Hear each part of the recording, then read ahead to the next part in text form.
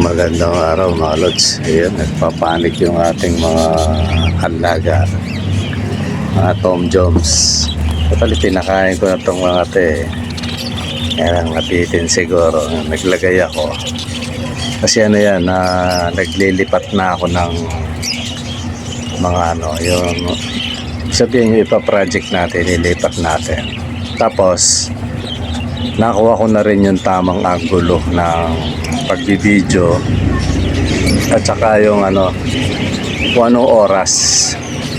Kasi dito pag maliwanag mula umaga maghapon, kaya kung mapapansin nyo, nagkakaroon siya ng yung ano ba tawag nito, against the light. Ayun, may oras mga lods, at natuklasan ko na kung ano yung oras ng tamang pagbibideo mga lods. Yun ang itatiming natin. Tapos mga lods, may sasagutin tayong mga katanungan at parang lang, kwentuhan lang yung mga lods. Okay mga lods, pagkatapos ng intro, let it bang, bang. Magandang araw mga lods. Ayan, at ayan, kung mapapansin nyo, medyo clear na yung video kasi na natin, natuklasan na natin mga lods kung anong timing. Kasi ilang beses na yun mula nung gumagawa ako. Tapos ko sa computer, sabi ko hindi maganda yung angle talaga Pati yung kulay ng video natin, parang nagsishading, di ba yung against the light siya lagi. Kasi dito sa taas mga lods, maliwanag paikot, kaya sabi ko kaya maganda. Kaya ayun, yan ang itatopic natin. Pero pero bago yon ipauna ko muna mga lods yung tawag nito, yung raffle natin, makaligtaan natin lang yun, konting paalala lang mga lods. Yung gustong sumali ngayon, kung paano sumali, simple lang. Lang kayo sa Gcash, yung Gcash number nandiyan sa description. Maglaglag kayo lang Gcash dyan, 100 per entry, diba? Depende na sa inyo kung kano i-entry nyo. Tapos yung reference isend nyo sa Junior Pabalang. Yun yung aking messenger para alam ko kung kayo sumali. Ayan, makikita ko naman yun sa request. Ayan mga lods, balik na tayo sa ating ngayon ituloy ko lang mga lods yan habang dinudukot ko sila ng dahan-dahan. Yun kasi ang pagbablog kasi kailangan una-una yung video, di ba yan ang number one na nakaka-attract sa tao yan sa mga viewer. Kung intro mo pa lang hindi na maganda yung wala yan, ipapansinin ng yan. Kaya importante yan. Kaya yun, nakita ko na yung yung timing. Kasi nag-video ko na umaga, ang pangit ng dating. Hanggang alas 12 ang pangit, alas 3, alas 4 ng hapon. Ayun, natuklasan ko mga lods. Pinaka the best na mag-video kasi medyo bumaba na yung araw tsaka kahit siyang angulo ka, maganda na yung kuha. Ayan, mga bandang mga lods, sa pagitan ng alas 5 hanggang alas 6. Minsan pag medyo maliwanag pa, pwede pa. Ayan, yung camera naman natin nag-a-adapt ng yan, basta may liwanag pa nakikita niya. Ayan, yan yung tamang oras dito sa akin, dito sa bubong. Kasi sobrang liwanag, kaya wala, kahit saan mo bumabalik, kaya lalabas madilim. Ayan, totally may nakapuna na sa akin dati sa baba pa, mali yung tira. Lord, sabi niya nag-against the light yung mo. Ayan, iniiwasan natin yung kailangan cleared lalo na tayo, nag-out tayo. Paano nyo makikilatis yung gusto nyong ipon kung hindi mapigura, diba So yun, solve na yun. Solve na yung sabihin natin problema natin na yon, na solve na, okay na. Pero kailangan ang video ko hapon, Ayan. Pero may ano naman yun, may mga technique naman yun, di ba, no? So, ayan. Tapos, ang isa pa, kung paano yung position, di ba, no? Although, medyo, ano na rin, na-solve na rin. Basta nga importante kasi maliwanag yung, ano yung video. So, yun, iwan na natin yun, okay na. Kailangan ko lang na, kasi ako, nasanay ako mga lods, nagbibideo ako umaga ako magbibideo, tapos mag-edit. So siguro ang gawin ko, hapon ako magbibideo, tapos kung umaga ako mag-edit o yung gabi, pwede rin, di ba, no? So gano'n na lang yun mga lods. So ngayon punta na tayo sa punta tayo doon sa ating itatapik. Ano pala to? Napansin ko kasi dinudukot ko siya eh. Tumama pala sa sanga. Pero okay lang. Pinopokus ko talaga sila tsaka yung nakadapo. Kaya lang hindi pala nakikita naman pala yung kamay ko. Kasi inihiwalay ko na yung tikolor sa puti. Kasi baka biglang may kumuha. Mapili na naman yung project natin. Pero marami na ngayon yan mga lods yan. Halos yan pang out na yan. Kaya na siya, maganda na yung ihiwalay ko na. Gagamitin natin yung malaking cage. Doon ko na ilalagay. Tapos naalala ko rin pala mga lods, yung mga yung tumaya kagaya ni Timo J, totally yung entry ngayon dadalawa pa lang mga lods, si Timo J at saka si Mark Amsedel. Si Mark Amsedel, ito yung na hindi ko siya na ilagay. Ayun, siyempre penalty tayo. Kaya ayun, kasali sa dyan ngayon. Yung sabi ko, isasali ko na lang. Diba daw, ang usapan instant panalo. Pero maulit ko lang mga lods yung sa penalty na to. Pag nag-announce ako dapat, kasi sa susunod dapat pag nag-announce ako at hindi hindi ko nabanggit yung pangalan nyo, di ba, bawa bukas araw na ng bola, nag-recall ako, yung last recall wala kayo, mag-react kagad kayo. Kasi pag hindi sumapit yung araw ng bola, yung rapot, hindi pwede yun mga lods, disqualified yun. Sabihin, hindi ko a-approve yun, di ba, kasi ang penalty ko instant panalo. Ayan. Iwan na natin yung mga lods. Punta na tayo doon sa mga katanungan at saka mga konting lang. Ngayon yung si Vincent Viñarao. Correct mo na lang ako lods kung ikaw yun. Kasi sa dami ng may nagchat-chat sa Messenger, may nagchat-chat sa dito nga sa comment section. Yung niya, yata yun, may breeder ako lods, sabi niya. Ito yung pagkatanda ko sa sinabi niya. Ito yung itlog. 7 ba o 5,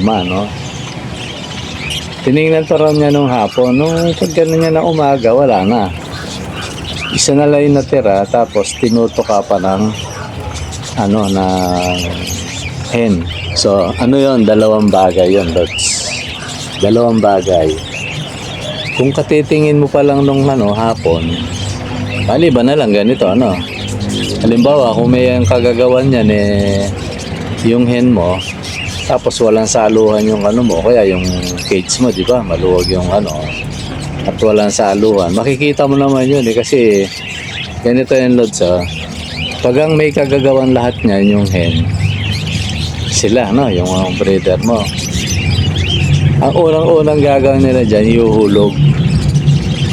yuhulog yan. Makikita mo, merong basag, merong sa baba, sa lapag. Kasi hindi naman niya kayang kainin. Lalo na ang pagitan ng oras, napaka-iksi lang. Araw lang, di ba, Kahapon, tapos nung umaga, di ba, Napaka-iksi ng para maubos niya yan. Di ba, Pwede yun, maunti-unti niya. Kasi minsan kinakain talaga nila yan para sa kanila rin kasi yung calcium. para sa buto nila, lumakas ang buto nila, pati yung magiging inakay nila. Kaya minsan kinakain. Maunti-unti yun kasi nangyayari din sa kanya. Maunti-unti yun. Pero hindi naman niya kayang ubusin agad-agad. Halimbawa, kung 5 yun o 7 itlog, ano? Hindi niya kayang ubusin yun. Kung siya yung may kagagawan. Diba, no? Yan, may possible yan. O maaaring hinulog na niya yan. O napasok ng bubwit. Hindi natin alam yan kasi minsan nasisingitan tayo eh. Kahit ang gamit nating screen yung dimedya lang mga lods. Ako nakita ko yun eh. Kayang pumasok ng daga. Ganun yun. Nakikita ko yun. So kung daga yan ay talagang ubos yan mga lods. Lalo na ang cage mo eh. Yung nabibili. Yung pahaba yung ano diba. Yung normal cage. Ubos talaga yan. Pero pag sa hen, ano yun, malabong maubos niya yan. Ngayon, yung sabi mo, yung huli, tinuto ka pa. O may possible din na, ano, na isa na lang. Eh, ano na lang siya. Parang minsan nabuburyong na lang niya. Kakainin na lang niya yan. Ganun yun. Kasi, ang ibon may ugali yan. Lalo na, ba, kinakalkal mo. Siguro naamoy niya yung ano, kasi ang daga, may amoy yan eh. Bubwit eh. Amoy niya, nag-iba yung amoy. So, tutukain niya talaga yun mga lods. Yan. Pinatandaan nyo kasi pag nagbago yung amoy ng itlog ng mga yan, sisirain talaga nila yan, kaya itatapon nila. Ganun yun mga lods. Pero ako, para sa akin, hindi ako kumbinsido na ano, siya yung umubos niyan. Merong may kagagawa niya, bubwit yan mga lods.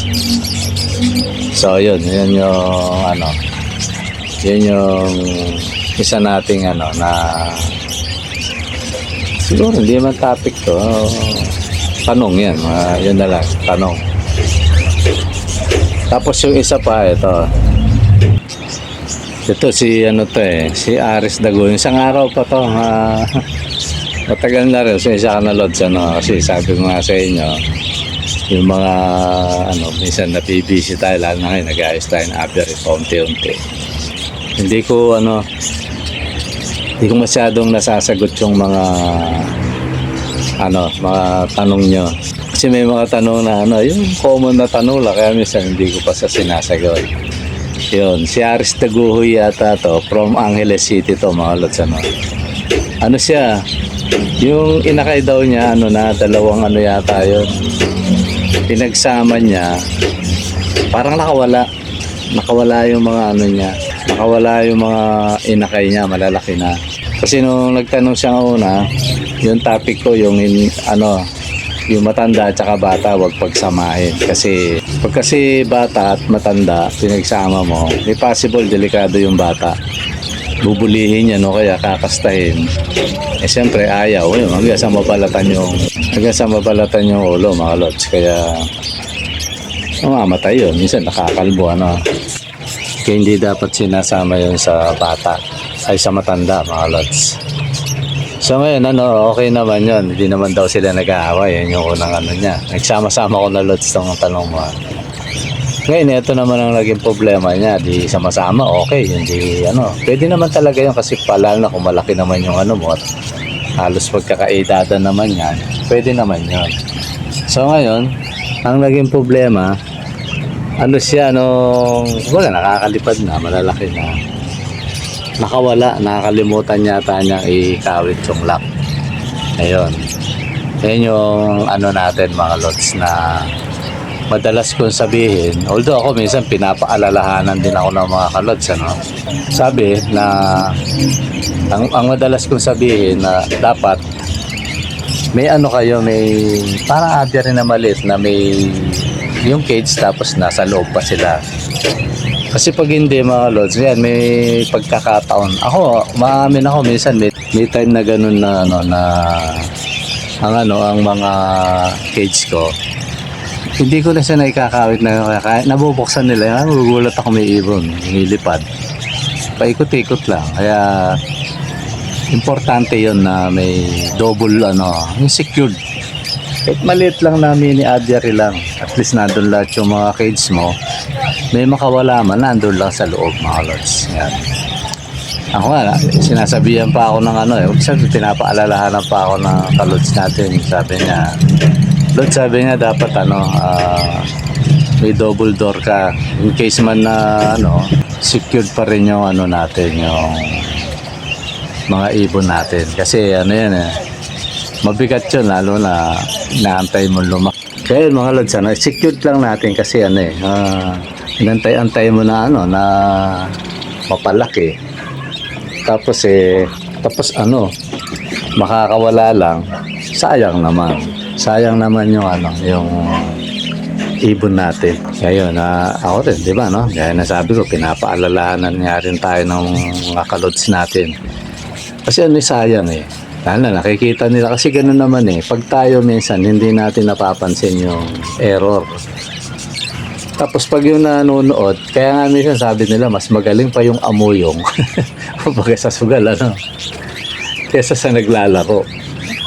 Kasi pag nakatingin ka lang, mas nakikita mo yun, mga Lods. Kesa ikaw mismo yung gumagawa o player, di ba, no? Ganun yun. Hindi ako nagsusugal, mga Lods, ginawa ko lang sample yan.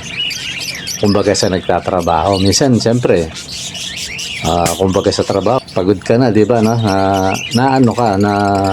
Hindi mo na namamalayan yung yung mali na pala o lumihis pala, gano'n. Kaya tingnan nyo ako, gumawa ako ng aviary. Nung sinukat ko, okay, siyempre sukat. So, nung pagtayo ko, nakalimutan ko na nasa bubong pala ako. Siyempre, pag tinayo mo yun, nakatagilid yun. Kasi, pag tinayo mo yun, susunod sa elevation ng bubong. O, para may credit tuloy, di ba? Para medyo nakatumba. Sabi ko, total, akin lang naman to. Hindi na masyadong bayaan ko na. Tapos pinagtatali ko na lang.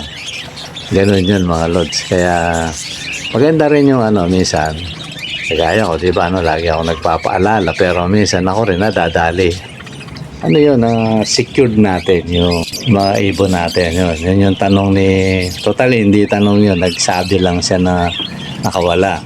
So, yun nga, ang payo ko doon, i-secured mo ang Lods. Huwag kang manghinayang na, lalo na kung may space ka naman, huwag kang manghinayang. Tingnan nyo ako mga Lods. Di ba, magkano yung nagastos ko rito? Malaki-laki nagastos ko rito, mga Lods. At patuloy pa akong gawa ng gawa. Yung butas, hindi ko pa siya nabutas. Di ba, no? Kasi ala pang budget, mga Lods. Kaya ganun lang ang pag-iibon. Pag nakita mo na, oops, parang kailangan ko nang gawin to. So, pag kailangan mong gawin at nakita mo at may gagamitin ka naman, gawin mo na agad para hindi na mahuli ang lahat. Ganun lang yan, mga idol. Okay, siguro mga Lods, hanggang dito muna. At maraming salamat. Sana kahit konti may natutunan kayo sa vlog na to, mga Lods. Okay, maraming salamat. Bye-bye.